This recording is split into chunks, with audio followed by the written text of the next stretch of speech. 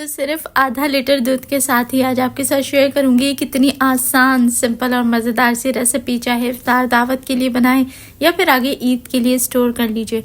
Recipe बहुत ही कमाल की है, इंशाल्लाह आपको बहुत पसंद आएगी। ना मक्खन का झंझट है, ना ही किसी ख़ास क्रीम का, और ना ही इसके अंदर कोई बहुत लंबी चौड़ी चीज़ें जाएंगी। आसान सी रेसिपी है, तो फिर रेसिपी ज़रूर देखें। बिस्मिल्लाहिर्रहमानिर्रहीम, अस्सलाम वालेकुम and welcome back to my YouTube channel. मैं हूँ सिद्रा और आज हम बनाएंगे इफ्तार एंड ईद स्पेशल डिज़र्ट। तो यहाँ एक बोल के अंदर ले लिए हैं 2 अंडे रूम टेम्परेचर के थे, थोड़े पतले हो रहे थे क्योंकि अब गर्मियाँ आ रही हैं आगे, तो बस आपने रूम टेम्परेचर अंडों का ही इस्तेमाल करना है। और साथ ही इसमें ऐड कर दिया है आधा चम्मच वनीला एसेंस। अच्छा, बहुत सारे लोग पूछते हैं कि वनीला एसेंस को स्किप कर सकते हैं। देखिए, स्किप तो आप कर सकते हैं, लेकिन जब कोई ऐसा डिज़र्ट बना रहे होते हैं ना जिसके अंदर अंडों का इस्तेमाल करते हैं, तो अंडों की स्मेल को किल करने के लिए वनीला एसेंस ऐड करना ज़रूरी होता है। उससे खुशबू आ जाती है, बेकरियों वाली चीज़ की खुशबू, जैसे बेकरी की कन्फेक्शनरी आइटम्स में आपको मिलती हैं, बिस्किट्स में, केक्स में वैसे खुशबू आ जाती है और अंडे की स्मेल नहीं आती। तो ऐड कर लिया करें। अब इसको बीट करेंगे इतना कि अंडा फोमिक हो जाए। जैसे ही अंडा फोमिक हो जाए तो इसमें आधा कप की जितनी हमने पिसी हुई चीनी इस्तेमाल करनी है ऐड कर दें। घर की नॉर्मल चीनी को मिक्सी में पीस लिया करें, वही नॉर्मल चीनी होती है। और आइसिंग शुगर अगर आप चाहते हैं तो वो भी मैंने आपको बताई हुई है, लेकिन ज़रूरी नहीं होती। अब यहाँ पर आधा कप चीनी ऐड करने के बाद दोबारा से हमने इसको बीट करना है ताकि अंडा वापस से फोमिक हो जाए। और इतना फोमिक अंडे को करने से क्या होता है, क्या रिजल्ट्स मिलते हैं, वो इंशाल्लाह इसी वीडियो में मैं आगे आपको शेयर करूंगी कि इतना बीट करने का रीज़न क्या होता है। फिलहाल हमने इसको अच्छा बीट करना है कि ये ऊपर झाग आ जाए, फोमिक हो जाए अंडा। उसके बाद हमने इसके अंदर बाकी चीज़ें ऐड करनी है। ये जो डिज़र्ट है ये 3 स्टेप्स में बताऊंगी, थोड़ा सा लंबा है लेकिन डिज़र्ट बहुत ही क्लासिक बनेगा और जो भी खाएगा इंशाल्लाह उसका दिल खुश हो जाएगा। तो पहला स्टेज है अभी, और इसमें हम चॉकलेट केक बना के तैयार कर लें। लेकिन ये simply fudge brownie chocolate cake है जो सिंपल 1 स्टेप से तैयार हो जाएगा। मेरे तरीके को फॉलो करें, स्टेप बाय स्टेप सारी recipe as it is follow करें, इंशाल्लाह परफेक्ट केक बन के तैयार होगा। तो यहाँ पर मैंने ऐड कर दिया है 1/3 कप के जितना कुकिंग ऑयल। ऑयल ऐड करने के बाद भी एक बार बीटर से ही अच्छा सा मिक्स कर लेते हैं ताकि ऑयल भी इसके अंदर अच्छे तरीके से मिक्स हो जाए। अब इसमें सिर्फ आधा कप के जितना मैंने शामिल किया है यहाँ पर मैदा, और साथ ही शामिल किया है मैंने 3 टेबल स्पून कोको पाउडर, क्योंकि हम बनाने जा रहे हैं चॉकलेट केक। आधा चम्मच ऐड कर दिया है फ्रेश बेकिंग पाउडर, और रखा हुआ बहुत अरसे का बेकिंग पाउडर इस्तेमाल ना किया करें, फिर केक फूलता नहीं है, राइस नहीं होता, तो रिजल्ट्स नहीं मिलते। तो इसीलिए मैं कहती हूँ कि फ़्रेश इस्तेमाल करें, 6-7 महीने तक चल जाता है। उसके ज़्यादा रखा हुआ हो तो फिर इस्तेमाल ना किया करें। अब देखें, अब बीटर का कोई काम नहीं है, हमने सारे ड्राई जो फ्लावर्स थे वो ऐड कर लिए हैं। कट एंड फोल्ड मेथड के थ्रू अब हमने इसको मिक्स करना है। ये जो चॉकलेट केक है इसमें फज आएगा ऊपर, बहुत ही ज़बरदस्त फ्लेकी, जिस तरीके से फ्लेकी ब्राउनीज होती है ना, उसी तरीके से इसका flaky cake, super flaky cake बन के तैयार होगा। और ये वाला केक हम बनाएंगे भी बिना ओवन के।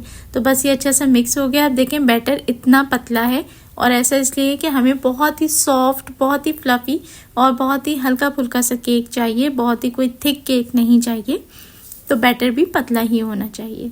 पतीली को रख देंगे प्रीहीट होने के लिए, और मैंने यहाँ पर वही डिश का इस्तेमाल किया है जिसके अंदर मैंने बाद में इस डिज़र्ट को सेट करना है। तो ग्लास डिश में सेट करूँगी, तो इसी के अंदर पहले केक बेक कर रही हूँ, और उसका रीज़न भी मैं आगे आपके साथ शेयर करूँगी। ऑयल की मदद से डिश को अच्छी तरीके से ग्रीस कर लें, और फिर पार्चमेंट या बटर पेपर लगा कर इसको दोबारा से एक बार अच्छे से ग्रीस लाजमी कर लें। अब सारा का सारा बैटर इसके ऊपर पोर कर दिया और टैप कर लें इसे 7 से 8 दफ़ा, और पतीली में रखेंगे तकरीबन 35 to 40 मिनट्स, बिल्कुल लो मीडियम हीट के ऊपर। अब आप देख सकते हैं चॉकलेट केक बहुत अच्छे तरीके से अंदर तक कुक हो चुका है, और ऊपर से जितना, ये देखें कितना ज़बरदस्त फ्लेक्स हैं, ज़रा से उंगली टच करने की देर है, बिल्कुल पापड़ी की तरह ये फ्लेक्स उतर रहे हैं। बहुत ही ज़बरदस्त केक बन के तैयार हुआ था। अमूमन ऐसे फ्लेक्स हम ब्राउनी के ऊपर लेकर आते हैं, तो ये भी चॉकलेट केक है, बहुत फ्लेकी बना है। अंदर तक देखें, चेक कर लिया है। अब आपने क्या करना है, अब केक बन के रेडी हो चुका है। सेकंड स्टेप की तरफ जाने से पहले डिज़र्ट बनाने के लिए इसको तैयार कर लेते हैं। तो ये अंदर से भी देख लें, बहुत ही मॉइस्ट, बहुत ही सॉफ्ट और बिल्कुल बेबी स्किन की तरह ये मुलायम केक है। इसको हमने इसी तरीके से बिल्कुल 3 लेयर्स में कट कर लेना है। पहली लेयर कट कर ली है, सेकंड ये देखें मैंने इस तरीके से कट कर लिया है। बहुत ही ध्यान से आपने इसको सेपरेट करना है कि ये टूटे नहीं, क्योंकि डेलिकेट केक है। और नीचे है थर्ड लेयर। तो ये देखें केक रेडी हो चुका है। अब हम चलते हैं नेक्स्ट स्टेप की तरफ। इस स्टेप के लिए हमने सिंपली तैयार करना है कस्टर्ड, और क्योंकि चॉकलेट केक रेडी किया था तो इसको कॉम्प्लीमेंट करने के लिए मैं स्ट्रॉबेरी कस्टर्ड बना के रेडी करूंगी, क्योंकि स्ट्रॉबेरीज आजकल मार्केट में बहुत ज़्यादा आई हुई फ्रेश हैं। तो स्ट्रॉबेरीज का इस्तेमाल लाजमी करें अपनी हर चीज़ में। डिज़र्ट्स में थोड़े टाइम के लिए आती हैं, तो मैं भी आज इसको स्ट्रॉबेरी से कॉम्प्लीमेंट कर रही हूँ, ताकि ब्लैक और पिंक कलर का कॉम्बिनेशन डिज़र्ट्स में बहुत ही मज़ेदार लगता है। आधा लीटर दूध ले लिया है, इसके अंदर ऐड कर दी है मैंने 1/3 कप चीनी, और दूध को अच्छे से उबाल लें या गर्म कर लें। जैसे ही इसमें उबाल आए तो 2 टेबल स्पून के जितना स्ट्रॉबेरी कस्टर्ड पाउडर इसके अंदर ऐड कर दिया है। अच्छे से मिक्स कर लें ताकि इसके अंदर कोई लम्प्स ना रहें, और इसको बहुत ज़्यादा हम कस्टर्ड वाली कंसिस्टेंसी पे थिक नहीं करेंगे, क्योंकि हमने इसको केक के अंदर ऐड करना है और केक के अंदर एब्जॉर्ब करवाना है। तो हमने इसको थोड़ा सा रनी रखना है। जैसे ही उबाल आ जाए, बबल्स बनने लगे, कस्टर्ड को उतार के आपने ठंडा होने के लिए रख देना है। और अब हम बनाएंगे इसकी फाइनल लेयर, जो कि बहुत ही मज़ेदार सी कैरेमल सॉस होगी स्ट्रॉबेरीज के साथ। इसके लिए ले ली है मैंने एक पैन के अंदर आधा कप की जितनी चीनी, और लो मीडियम हीट के ऊपर अब इसको कैरेमलाइज करेंगे। 1 टेबल स्पून के जितना पानी भी ऐड कर दिया था, और देखें इसको हमने बिल्कुल लो हीट पे रखना है, ताकि खूबसूरत सा सुनहरी रंग जैसा ये मेल्ट होके तैयार हो। अगर ज़रा सा भी हाई हीट के ऊपर ये जल जाएगा तो फिर आपकी कैरेमल सॉस ख़राब हो जाएगी, और फिर आपका जो डिज़र्ट है उसके अंदर एक कड़वाहट सा फ्लेवर आ जाएगा। तो बिल्कुल जेंटली हल्के हल्के इसको धीमे आंच के ऊपर आपने मेल्ट करना है। और जैसे ही ये मेल्ट हो जाए तो इसके अंदर हम शामिल कर देंगे आधा कप की जितना दूध।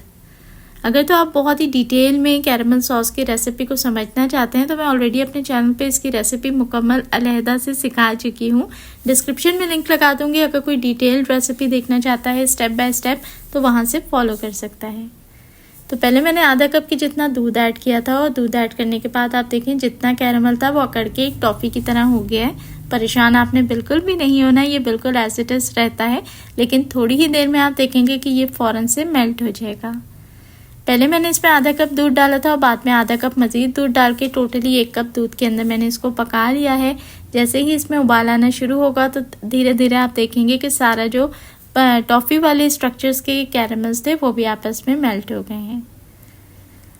अब यहाँ पर सिर्फ 1/4 कप की जितनी मैंने ऐड की है sweetened whipping cream. Fresh cream भी ऐड की जा सकती है, अगर दूध की मलाई ऐड करना चाहते हैं तो वो भी ऐड कर सकते हैं, लेकिन स्वीटेंड व्हिपिंग क्रीम का जो रिज़ल्ट है वो इसमें बेस्ट मिलता है। अच्छे तरीके से मिक्स कर लें, टेस्ट इतना ज़बरदस्त आता है कि आपको यकीन नहीं होगा कि ये कैरेमल सॉस आपने घर में बना के तैयार की है। जैसे ही इसमें क्रीम अच्छे से मिक्स हो जाए, बबल्स बनना शुरू हो, ये थोड़ी सी थिक होना शुरू हो जाए, तभी हम इसके अंदर फ्रेश कटी हुई स्ट्रॉबेरीज ऐड करेंगे।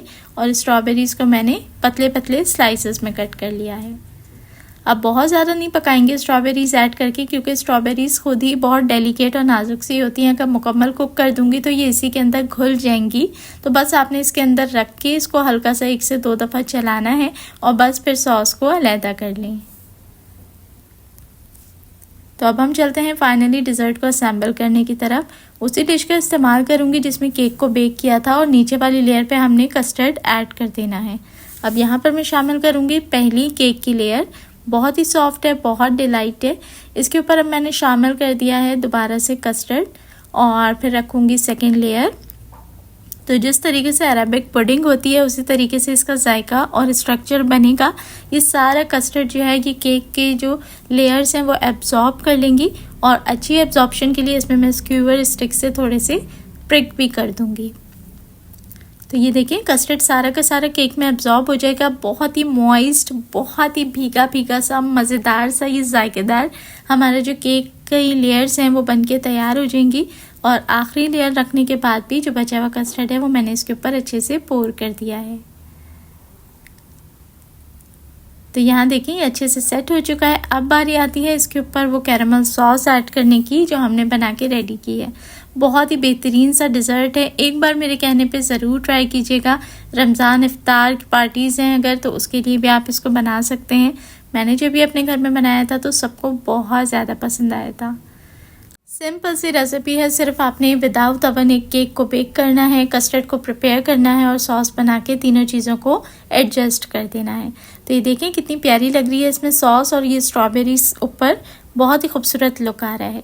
सॉस के साथ इसे बहुत अच्छे तरीके से सेट कर दें और फ्रिज में ठंडा होने के लिए रख दें 2 से 3 घंटे के लिए। तो अच्छे से पहले टैप कर दूंगी ताकि कस्टर्ड और सॉस आपस में कॉम्प्लीमेंट करें और बिल्कुल अच्छे से केक के अंदर एब्जॉर्ब हो जाएं। तो ये देखें कुछ इस तरीके की इसकी लुक आती है फाइनल। और अब मैं एक स्लाइस कट करके देखूंगी कि ये कटिंग के बाद कैसा लगता है। तो यहाँ एक स्लाइस निकालते हैं इसका और माशाल्लाह आप देख सकते हैं बहुत ही टेम्पटिंग, मज़ेदार और फुल ऑफ फ्लेवर्स ये डिज़र्ट है।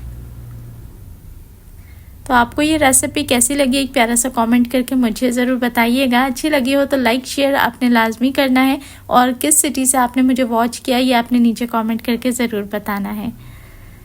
चैनल पर नए हैं तो रिक्वेस्ट करूँगी कि चैनल को सब्सक्राइब लाजमी कर लें। मुझे दुआओं में याद रखें। देखने वाले सभी लोगों का बेहद शुक्रिया।